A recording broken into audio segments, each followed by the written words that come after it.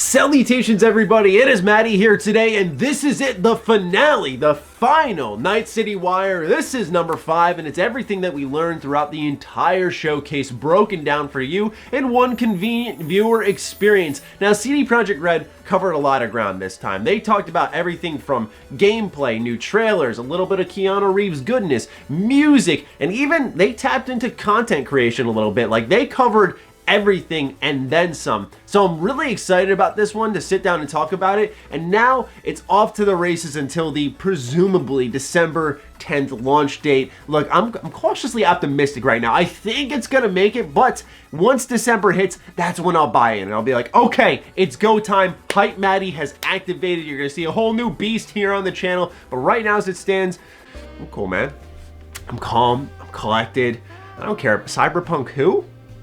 Alright, let's talk about Night City Wire number 5. There's usually a method to my madness, to some extent at least, where I like to talk in order in which the information is delivered, but this time we're going to be hopping around in what I believe is an order of importance. Now, while Keanu Reeves is beautiful and you probably want to see more of him and hear more of what he has to say, I imagine higher on the priority list here is seeing the game, looking through the gameplay trailer, and picking up a couple of hidden details that I and some of the other members of the community had picked up on. So let's start off with what actually Night City Wire 5 ended with, and that is the gameplay trailer. They had a humongous gameplay trailer, upwards of 5 minutes, going through everything from a story synopsis to showcasing so many characters, I mean tons of characters in the game, to upgrades, leveling up. We're gonna go through all of that here in this video. So let's start off with a little bit of a baseline to the story. They cite that there's an economic crisis ongoing, culminating in nuclear conflict, and that has left the world in pieces. And Night City is one of the last standing megalopolises. How do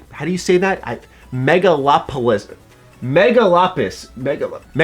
Okay, there we go. Got it that time. At the beginning of this story, you steal a prototype biochip that can set you up for life, but when its container is ruptured and begins to fail, the only way to save said chip is, you guessed it, putting it in your head. So it turns out this chip holds the digitized soul of Johnny Silverhand, which would explain why he's always there where you are in the game and he's appearing and disappearing, kind of being like your subconscious. It was pretty obvious if you've paid attention to a lot of the trailers and coverage that him just appearing out of thin air made no sense unless he was in your head in some way, shape, or form. But as far as I know, this is our first outright confirmation of it. And Johnny wants revenge on the megacorp that made this chip. So that's just general story details there. I know some people are going to be worried about spoilers there, but to me that sounds, like I said, just a general synopsis. It doesn't really give you much. There's going to be so many choices that it's probably not even going to matter knowing this information, because it's going to go a million and one paths, because we'll talk a little bit about some previews that were shown for Cyberpunk 2077.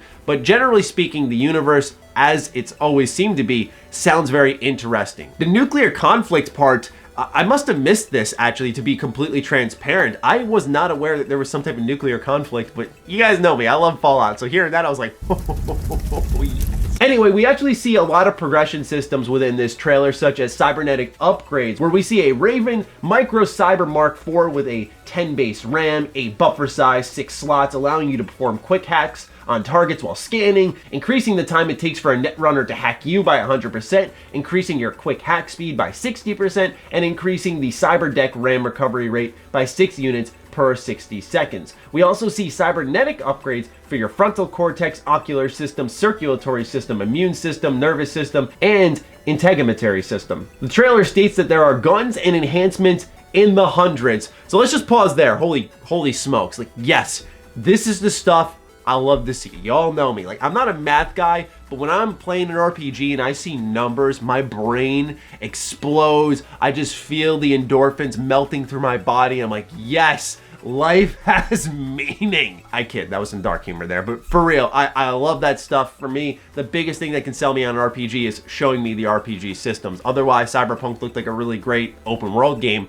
but this is the stuff I've really been looking for, and it goes deeper than that. Let's talk a little bit about leveling up. So they showcased the leveling up screen, revealing attribute points and perk points, and what they were showing via upgrading was reflexes, which impacts your evasion, increases your crit chance, increases your mantis blade damage, as well as attack speed and movement speed. Furthermore, it improves your proficiency with rifles, pistols, and revolvers, on top of increasing how much experience you can earn for related skills. And then they go within the reflexes skill tree, and we see this insane perk tree, like ridiculous amounts of progression systems going from the rifles to those pistols to those revolvers. There are so many ways to play and build. Oh my god, like I was thinking to myself how much content I'm gonna have to work with here, like on a personal note. I am so excited. Builds are gonna be glorious in this game. I can already feel it. And they showcase some of them from more stealthy, quick hack builds where you'd see the quick hacks in action, and some of them were as simple as, hey, let's break into this camera and detect some enemies or distract some enemies, to actually making someone shoot themselves. Like, what? It's like this game's form of magic, except there's not magic, you're just hacking everything. So yeah, gameplay trailer was fantastic. It got me really excited to end the show on a strong note, but let's keep working it back a little bit more. It was confirmed that there were more media previews for Cyberpunk 2077, which I found interesting because I had heard and was pretty sure that those were done, but I guess given the delay, they wanted to have one more preview window with a lot of the major press outlets. Now, upon Googling, all who I saw that previewed the game currently at this point in time was IGN and GameSpot. This is not any ordinary type of preview. Ladies and gentlemen, they got to play 16 hours of this game, and I intentionally did not read these previews because I'm already sold on the game. I already know I'm going to pick it up. I'm very convinced on it, but I want to talk about the merit of a 16-hour preview. As someone who has done a lot of previews, just Google search MrMattyPlays Brutally Honest Opinion. That's my preview series for any game I get my hands on before its launch. I just go ahead and give it to you all straight, and honestly, I have had at most, I think, 4-5 hours with a game. And even then, to me, that's like uncomfortable because I feel like I've seen too much. 16 hours is practically unheard of for a preview. A preview. Now, we don't know if this will carry into a review build and they'll be able to pick up where they left off and continue on with their review, but a preview. Ladies and gentlemen, I know this is on my side of the business, so to speak, but let me emphasize that is scarily unheard of. This could be a number of things, right? Number one, it's a testament to the actual scope, scale, and size of the game, that you could put 16 hours into it, have a preview, and not spoil really anything about the game. That is really exciting.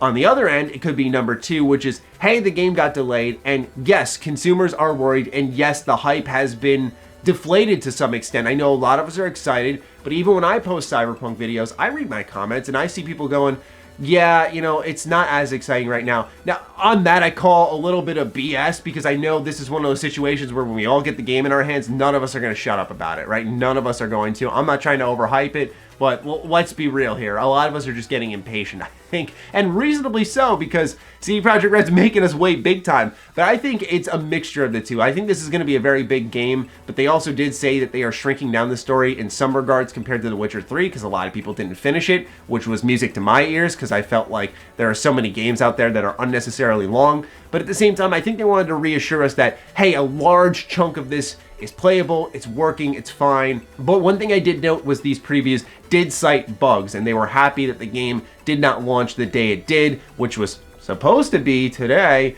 because if it launched in its current state, it would not have been in the best of shape. So we'll see if they can get all those bugs stomped out before the December 10th launch date, but I'm definitely anticipating for a game of this scope and scale, there's going to be some rough patches for sure. There's going to be some moments where it just doesn't work. People are going to have very different experiences where maybe audio cuts out or it starts lagging up a storm or it crashes. I fully anticipate that. So mentally prepare yourself with that, but once again, 16-hour previews are out there. I'll have them linked down below if you want to read them for yourself. For me, I chose not to. So let's continue on with stuff I do feel comfortable talking about and researching, such as Keanu Reeves. So there were a couple significant quotes from Keanu Reeves during his segment at the beginning of Night City Wire. One was saying that he played one moment in 3 different behavioral attitudes. I thought this was significant because it really highlighted the amount of choice that's there. It's something that's really been punctuated throughout the entire marketing campaign for CD Projekt Red, but seeing here with Cyberpunk 2077 that Keanu Reeves, like the big star, is in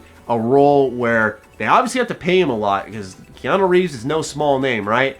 and he's in a manner of choices is really exciting because it makes me very much jazzed to see what the rest of this game is going to be like and how many choices it does continue to present to you. I also noticed that the mocap scenes really depict a conflict of interest between Johnny and V due to their link. It was also confirmed during this segment that CD Projekt Red had considered reviving a recently deceased longtime luminary of the recording industry to use as their sort of rock star character for Johnny Silverhand, but eventually went with Keanu Reeves. Otherwise, it's just a lot of hands-on discussion, and nothing stood out here other than sort of the process they went through. But I think music was a lot more impressive here because they talked about how sometimes the tracks in the game are dirty and heavy, but a lot of times they are just beautiful, and they showed what I believe is some ambient music. They confirmed there's about 7.5 hours of music throughout 150 genre-bending tracks. And now there's even a 6-track EP from the game's original score on streaming services, which is hype. But what's even more hype on my side of the fence here is content creation, because they did confirm that when it came to copyright music, they are going to actually swap out music that may get you a copyright strike on YouTube through a mode. This is not the first time we've seen this. Actually, I'm going to call out Fallout 76. They had a streamer mode that you could just turn on and would shut off all radios in the world so you could comfortably stream the game without worrying about losing your content because you decided to just play and enjoy a game, and all of a sudden, like, Way Back Home came on 20 miles away from you. But what's really neat about what CD Projekt Red is doing is that they don't outright cut out the music. They have their own individually made music specifically for the game, so that's not going to get you a copyright strike. And what's going to happen is, say a song would come on that would get you flagged down for a strike, they'll actually swap it in with another song instead. So you can continue to listen to music and they're not going to get you flagged down. Presumably that's how it's going to work. I imagine, knowing YouTube's automated system, there will be times you're going to get hit anyway. On the tech side of things, they talked about facial animation, and they talked about this service that was used called Jolly. Now, Jolly is a suite of tools and services that allows for facial performances to be automatically generated based on audio. And given that there's 10 different languages that Cyberpunk 2077 was recorded in, I think this is actually really awesome to see. It's one of those pieces of technology that I imagine is super complex to have created, and it's the idea of, wow, wouldn't life be easy if you're like someone who's doing animation, if I could just play the audio and the mouth would do all the movements based off what is being said, so then we wouldn't have to do a bunch of different animations based off languages. And the fact that there is actually a program out there that can do that is really fascinating, whether or not you're into the industry or not. I think it's super cool that something like this exists. So whatever language you plan on playing in, you're not going to be distracted by that awful lip sync. Something that we see in, say, a lot of anime games like Bandai Namco games. I enjoy some of their games, but oftentimes they're very guilty of lip syncing to the Japanese, and then the English is like da da da da, while like your mouth's going a mile a minute. Really, like, it just doesn't work, and it's very distracting. It takes you out of the moment where they want you to focus on the characters, what they're saying, the choices you're going to be making. It's all natural. It's all how it should be too. But just seeing Jolly on display here, I'm going to be curious to see if other games have used this or do continue to use this, because this seems like something really significant that a lot of companies are going to pick up on. I remember back in like the PS2 games, this was a big issue. Lip sync was a big problem, and it led into the 360 days, where I remember it was very significant, at least for me, when a character would speak and their mouth would move properly. That was really, really significant, because it just would constantly bother me and itch at me. I'm like, dude, your mouth's moving the wrong way compared to what's actually coming out of your mouth. And so it's awesome to see, you know, the industry just catch up to that. It hasn't been a problem for a while, but now with multiple languages being supported with this technology, hopefully industry-wide, no matter what language you're listening in, it will work well for you facial animation wise. Last but not least is the GOG My Rewards program. So they confirmed that you can link your GOG account and get rewards such as a digital comic, art book, or soundtrack, as well as in-game cosmetics like a Witcher themed jacket or a t-shirt with the GOG logo on it. Furthermore, they said owning The Witcher or Gwent will grant you rewards in those respective games, such as a breathtaking title that you could equip on your character. And this is a service that will continue to expand and offer more content as time goes on. So I thought this was interesting. GOG is a really great storefront. I think right next to Steam, GOG is probably the next best out there, if not better because it's DRM free and all of that good stuff. So what you buy is what you own. You could play your digital games offline, and that's very much appealing. And I always do recommend people give GOG a look because they also do have consistently great sales, and you would be supporting CD Projekt if you are interested in that alone. But pretty much they're also kind of what helps fortify a lot of these very consumer-friendly decisions to be made when it comes to CD Projekt Red. Otherwise, it'd be a whole different ball game, to be quite truthful with all of you. You know, having a big PC storefront at your back, that makes a pretty big difference. But anyway, ladies and gentlemen, that is it for Night City Wire number 5. I don't know why I said CD there. Night City Wire number 5. I hope you all enjoyed, learned something through this video. Let me know what you're thinking in the comments down below. Did this activate your hype? Was there anything that caught your attention in particular? Let me know. Other than that, follow me on Twitter, follow me on Instagram. Those links are in the description down below. Big thank you to all of the patrons, all of the members here on the channel who continue to push the limits of this content. I appreciate each and every single one of you, and I'll talk with you soon. Stay sexy, stay active. I love you all. Peace.